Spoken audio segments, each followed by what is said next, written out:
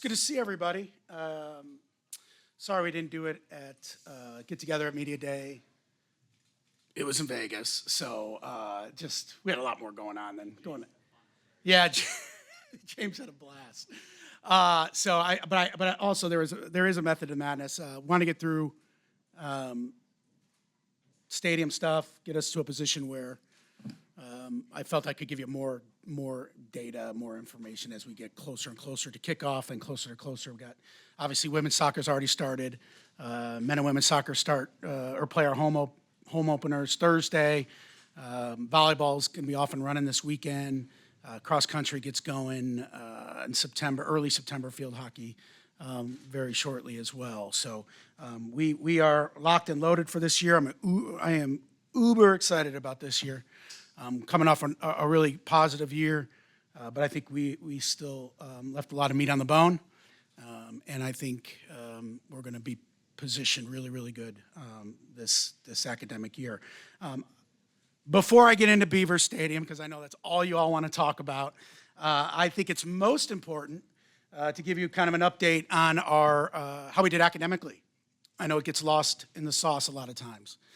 But I think it's pretty incredible what our athletes are doing, because I referenced the academic success we had, our athletic success we had. But at the end of the full term, you get a department GPA of 3.3. We had 203 graduates, 423 academic all Big Ten selections, and 150 Big Ten distinguished scholars. That's a 3.7 GPA to get in that space.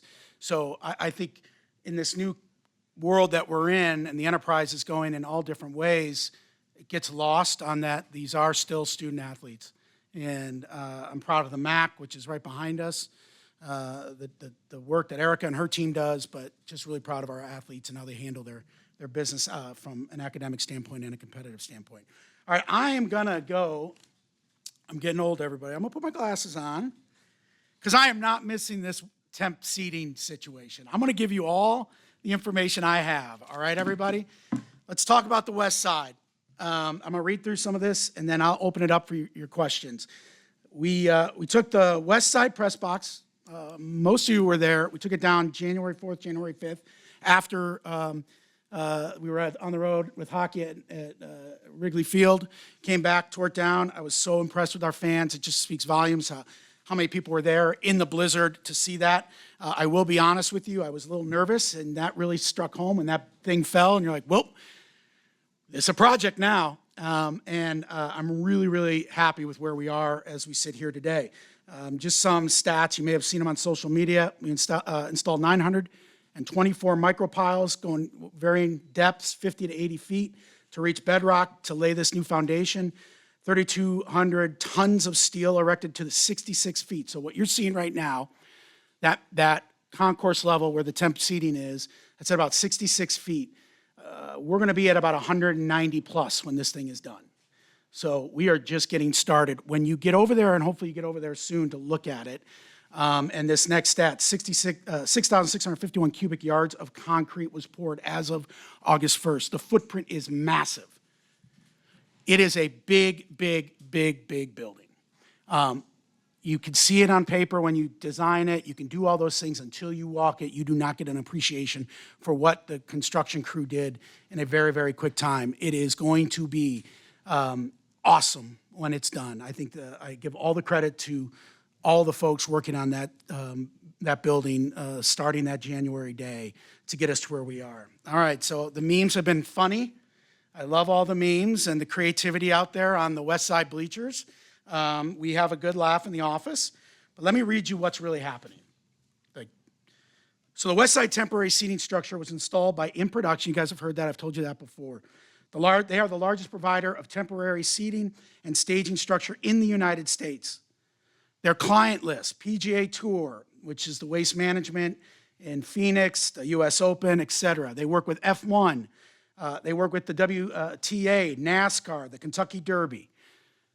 They work with everybody at an elite level of athletics. Collegiate partners just in the football space. Florida State, Northwestern, Hawaii, the Northwestern building that was temped. Hawaii built a temp building. They were used, and production was used. So we work with, like everything at Penn State, the best of the best.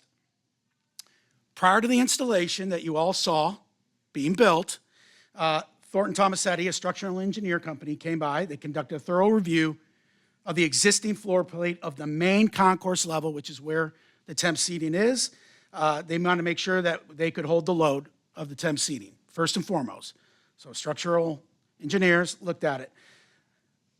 Then the structure went into a two-phase check. So in production, put it up. They put the bleachers up. They look at it. Then we bring in an independent third party to come in and look at it. So the structure is safe. All right. It is safe. It's been looked at. It's been inspected. L&I, like everything here, has to approve any sort of construction process. So L&I, they've signed off. We got the keys to the castle. We are in that building. We are off and running.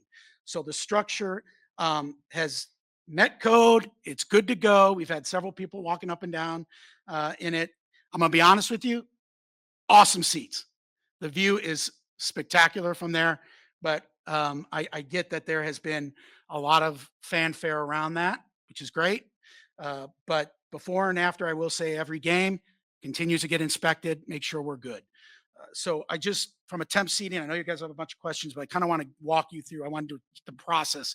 Believe it or not, we just don't throw things up and then leave it there. All right. We were able to find other areas to put seating.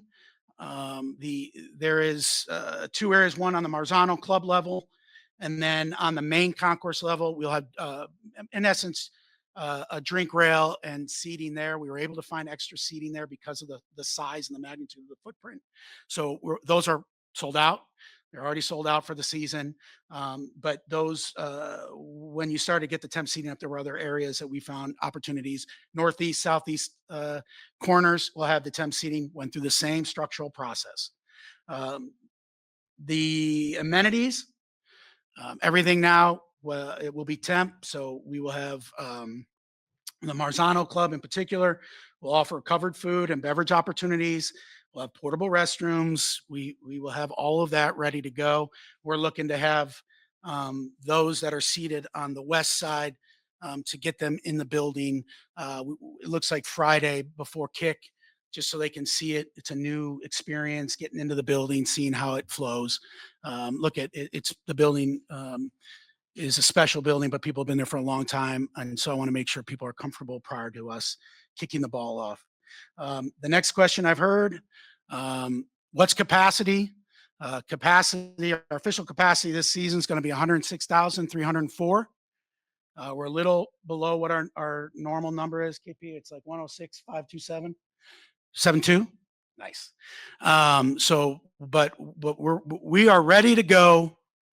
The building and the most hostile and exciting environment in all of sports will be ready. Our fans are going to be ready to rock and roll when we kick off for Nevada. That was very important to me and our team, that we did not want anything to get in the way of the greatest environment in all of sports. So with that, I'm happy to answer questions. Raise your hand and we'll get a mic to you. You do the mic start running. Then we'll go to Rich, then we'll go to Mike. Pat, I'm back here. Oh, there you are. Hey, Where is this project in the overall scheme of the entire project? You follow what I'm saying? Are Yeah. you on track to where you're going, and what will continue to happen Yeah, during the course great. of the season? It's a great question. I think we're in the second quarter. First quarter, kind of getting the demo, getting everything down and up and running. So yes, knock on wood, as you all know, construction projects. But we're really in a good spot. We're moving. We're all on time. I think what you will see. So when you are over there, there'll be walls up. We're still working through the year. Now we'll stop construction on Thursday night and get ready for game day, but they're going to keep working. For example, on the club level and the main concourse, bathrooms, concessions, all the things that are on those levels they'll be continued to work through. You'll start to see after the year the superstructure kind of go up. I call it the superstructure. So the height, you'll see us go back up higher to get the upper level done in the off season. But from a game day perspective, like what you see is what it is, but they'll continue to do all the things they can behind the scenes. You will not get to see the depth of the concourses because we're walling it off so that we can continue to do the construction. Pat, to your left, Where am I at? Oh, right here. there you go. Oh, hey. Hey, where are you with ticket sales for football for this season, particularly in the temporary stands on the west side? Where are you? How close are you to selling out? We have, I think our number is about, we still have our 94,000 season ticket holders. I want to give, you know what? I appreciate that question. Our fans who have sat on the west side for a long time have been incredible. This is a testament to Penn State and the people, who we are. That's hard, right? They've been sitting in those seats, and I'm trying to do my best to help that process along. But I would say, 99% of the conversation, they've been really understanding. We're trying to get them in there first, trying to get them to select the seats first. When we had the opportunity, they could go to the lower bowl, which is the structure it's always been. They could go up, they could move around to the other side of the building where there was inventory. But I cannot express enough how great our fans have been. I got it just the other day. Hey, my seats are on the west side. I was like, I really appreciate that. But we're, I think we have a smattering of tickets left for probably Florida, FIU, and Nova. But that's normal. That would be how we are going up to any game like that early in the season. Yeah. So the way I equate it is the 94,000 season ticket holders, they got their seats. Now, if there was a void, someone didn't sit in that seat normally in the west side, if no one took it as a season ticket, then it was a single day of game. Nothing different than what it normally would be. We'll go to Mike and then raise your hand if you're looking for a question.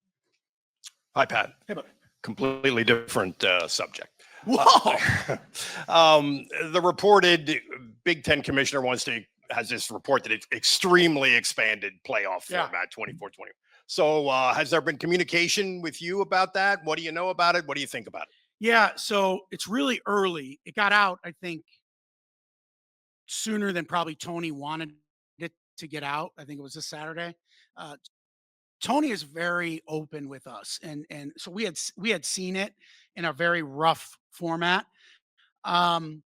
Look, I think it's an interesting concept. I like it personally. I think it creates a lot of excitement for the regular season, because if you really, and this has got to get baked still, but everyone looks at the AQs, right? Well, if I want to be careful because I don't want to spill the beans, but you guys, I'm too honest. What I do think it does is it allows you to focus on your entire schedule a little bit more. Right now, you got to win games. Like, you got to go in there, and if you're going to challenge yourself, how is the committee going to look at you? And I think that's a really important piece to all this. So everyone's pushing back on the AQs, and a lot of people are talking about that. I think in the room, we're in a place where, like, let's discuss every option. The early idea was, the 511, and then it's in a place now that I would hope that the four commissioners can get in the room, discuss this. Now, I think the critical issue in all this, and is maybe not out there, is in order to get those games and not put more games on you, we're going to have to look at championship weekend. And so I think those elements that's what I mean. This is so early, but I do appreciate Tony's creativity in that space. But my perspective, I like it. Let's go play games. Let's have a tournament that we can go and compete in. Look at from we're always trying to be the top seed. So we're trying to get home games and make sure that we can be the number 1, number 2, number 3 seed, or whatever that is, to help us along. So from just a AD perspective, I think it's interesting. I hope that we can continue to move it forward. And like I said, it's just an early idea, but the commissioners have to come together and figure that out. But I'm open to anything, really. We'll go Audrey, then Boogie. There it is. How are you? I'm good. Back to the West Side bleachers. One of the most common questions I've gotten, I'm sure a lot of people in here have, What is underneath that in terms of, hey, if you drop your phone, if you drop your keys, how So- are people getting that back? Well, you go down and get it. Yeah, exactly. That's the, yeah. Where does it end So, up? is the so question. it's hard to explain, but the footprint is not like a high school gym where you can something can fall. There is and full disclosure, like when I saw it, I was before I had got up there and looked at it. The under the this part, I was like, well, the space is like this big.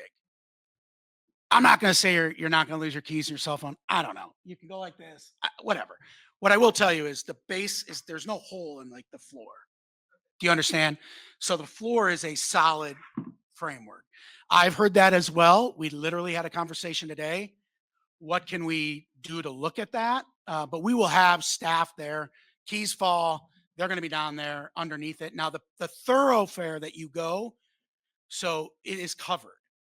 So there is it's hard because you haven't seen it. But when you walk down the backside of the bleachers, the structures like this, and you walk this way, that is covered. So the walkway. So it's not like someone's going to get hit.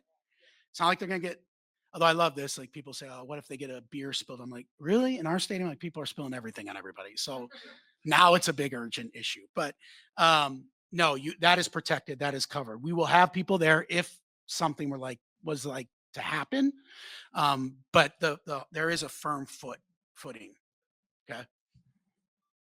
Woogie and then Pickle.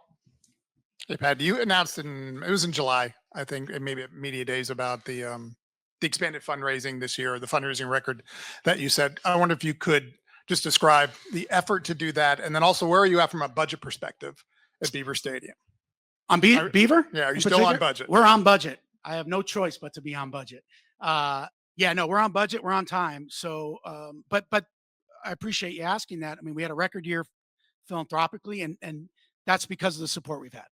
Like, we cannot do this building and the work we need to do without the support from our donors and our fans. So I'm very grateful to all those helping us get to where we are. But we are on budget. We are on time. And so it helps. It's like everything, right? You get a little anxious before the process goes. And now I'm not saying I'm sleeping well at night, but I do think I feel really comfortable where we are financially on that. We had great support this year from our supporters and our fans. It is a testament to Penn State and our loyal base helping us, whether it's in excellence funds. We talk about the house case, right? The scholarship piece is huge. We have to raise money for added scholarships. We have to. Everyone talks rev share. Scholarships is huge for our Olympic sports in particular. And so a lot of our fans have really stepped up. Most of our fans have. I'm so appreciative of that. So from a development standpoint, we're just trying to keep going. But we're great. I think the building, there'll be more opportunities coming. There's some other areas that we're working on right now, but a lot of those major gifts got us to the point and to where we are. Pickle and then Sausage. Pat, over here to your Oh, left, yeah. I believe Yeah. it is. How are you? Just from that rev share NIL perspective, where do you feel like you guys are at as that really starts Awesome. to get rolling? And I know you said back in February, I believe it was, at NIL, you have to change the conversation. It's marketing, I believe is the Yep. way you put it. Do you feel like your program and your fan base are getting closer to looking at it that way? Yeah, we are. I am excited for this new era. Like the college enterprise has changed, and when I first was here, the NIL debate was going on hot. Like we all know, right? It was back and forth. There were all these, and once again, our base has really opened up and understood where it is and where we need to be. And I think I am really optimistic about where we're at. And I believe we are positioned as good as anybody in the country because of our power. That Penn State power is real. We have the second most CEOs in the country. We have the biggest alumni base in the country. We are now just tapping into it. It's with the development conversations, right? And I think when Neely's done with the institution and getting us to be where we are, we are humming now. And we are just really kind of getting into our stride, and our fans and our supporters have been truly remarkable in getting us there. But I am excited about this new world because it is built for it's built for us. It's built for a power brand like Penn State. We just gotta go. We gotta make the most of it. Louder than Caleb. Pat, I want to go back to Mike's question about the postseason. You said you're open to a lot of things with it. Yeah. Is one of those things include going away from a selection committee? And which do you prefer, having a selection committee or going to a model-based format like previously used? You know, like the old BCS era? Yeah, I think the selection committee, I've gone through those mock-ups. I don't know if any of you have done it. It's really hard. Um, I think knowing a bunch of friends that go through it, the scrutiny is insane. Like, no, thank you. Like, I want to play in the game. I just don't want to have the choice. I used to want to do that. I think it's really hard to base, like, let's just talk about it. The SEC doesn't play as many conference games as us. Okay. How do you judge that? John, how do you base that? That's hard to do. You can put any metric you want, but we know that's a fact. Good, bad, and different. So I think, I think what I've heard is, and I believe this is happening right now. To be very honest, we've been so busy. I haven't, other than, Tony showing us the 28 model. They're looking at different ways to shore up that selection criteria. But it's funny, you go back, everyone complained about the BCS computer rankings, and they're like, let's go back to that. Well, you got to have a human voice, and then I don't know if there's a perfect system, but it is hard for that committee to do their job when we're measuring so many different factors. Let's just look at the Maryland game last year. Was it Maryland at home last year at the end of the year? It was freezing. I think it was colder than SMU, but there's a lot of debate in our office. People won't say, okay, go look at the temperature in the SEC. That's a different game. Playing in weather like that, it just changes the way you play the game. It's not an excuse. It is what it is. I'm a Big Ten football guy, but like playing in 70-degree weather or 65-degree weather and playing in -2 or 10 degrees, wind blowing in your face. I won't watch like a Nebraska-Iowa game at the end of the year. Like, they can't throw the ball. The wind's. So there's all of these. I say that because there's all of these other factors that committee has to judge. Well, there's no like weather component to that. And I think I think Illinois was way better than where they finished. I think Illinois had a great season last year, and I think they didn't get the credit in the room. My humble opinion. So you can tell I thought a lot about this, but I just want it to be fair. Now, with my AD, my Penn State AD, don't care. Win games. I don't care. We have to take it out of the selection committee's hands and control our own fate. So there's a lot that's got to get worked on there. And you know what? At the end of the day, we'll just win games and keep playing in the playoff. Pat, over here to your right. You talk a little bit about the rev sharing. I'm curious, you talk about it's built for Penn State and the alumni and the base that you guys have. Specifically, what changes for the athletic department, and also how do you guys approach that to help the smaller sports, the soccers and the golfs and things like that? Yeah, it's a great question. Look, I would lie to you if we're not tightening our belt. This is where the really raising money helps us from a scholarship standpoint. That's a key expense that we have to find. But we like to do a form of zero-based budgeting and going through where everybody is. It is a great problem to have that all of your teams are competing for championships, and so I don't want to take the foot off the gas in any of that. But there are honestly, we're going to have to look at it from an administrative standpoint. The question is, does this help provide a better experience for our student athletes? Which is really, does it help us win a national championship? And if it does, let's do it. And if it doesn't, let's not do it. And I give all the credit to our coaches who are starting to understand that, because there's only so much you can do. And we have had very honest conversations with our coaches on where we're going, how we're going to do it. That's what I mean. I think the buy-in we've had is pretty remarkable, but it is changing. So we have to find more revenue opportunities. We have to find ways to generate uh, um, more philanthropic opportunities. It is, I mean, you just don't find $20.5 million laying there. And it's just going to keep going up, right? 4% every year. But we're like I said, we're in a good position to handle it. And it excites me because it's a cool, it's a new challenge.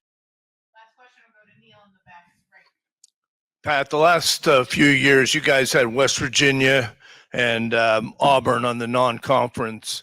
I just wonder if you could address your non-conference philosophy. Is this year closer to what that is, or can you discuss that? Well, we're still in games that I hadn't any part to schedule, although I did schedule the Temple game when I was at Temple, so that's coming to fruition. But yeah, like win games. That's it. And right now, with where the system is, we have to look at everything. We look at all different metrics. I have to be brutally honest with you. I don't know who we play other than Temple because it was brought up to me this morning. We're so I don't even know what the schedule will look like when we're scheduling games out. Where are we out to? I really don't know. 29? Yeah. Who knows what this thing's going to look like in 29? But I get it. I think if some of these questions get answered about the playoff, about selection, it will open up the world of scheduling a little bit more. But at the end of the day, 10, 11 wins. How do you get there? You remember now, we're planning on playing 16 games. We don't get preseason games. So I think it was our Rose Bowl year when we won the Rose Bowl. I think Drew had the most snaps of there was a stat that he had almost as much as a starter because Cliff was out in the third quarter of a lot of games. How valuable is that as we sit here today? So there's a lot more to that than, and I'm not disparaging any opponent, by the way, just so everyone knows that. But we have to look at it. We got to play 16 games, and you're playing in a Big Ten that is physical, that is intense. And then, oh, by the way, we want to go to the playoff. And if we got to go our route like we did last year and go win, like we plan on doing, winning a Big Ten championship and then playing all the other games, you got to be healthy at the end of the year. And so you got to weigh all of those factors when it comes to scheduling games. It's just a reality. Good question. We'll keep looking at it. I just don't know where scheduling is going to be in 2029. But James and I work, hand in hand in that process.